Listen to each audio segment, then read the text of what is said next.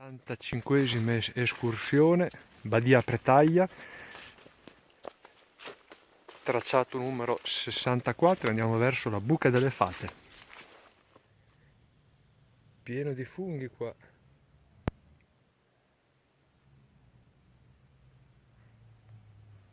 Badia Pretaia, la Buca delle Fate, purtroppo non si può andare perché c'è la grata.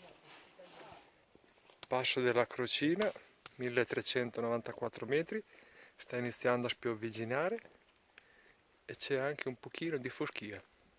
Adesso prendiamo per percorso 00 e via.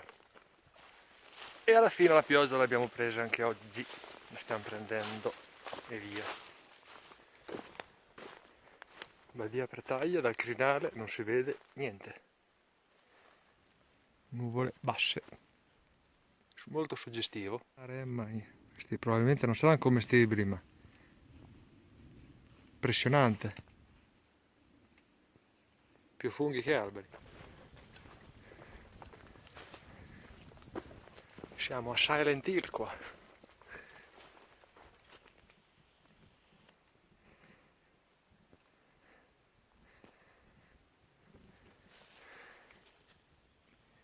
Tornato fuori il sole.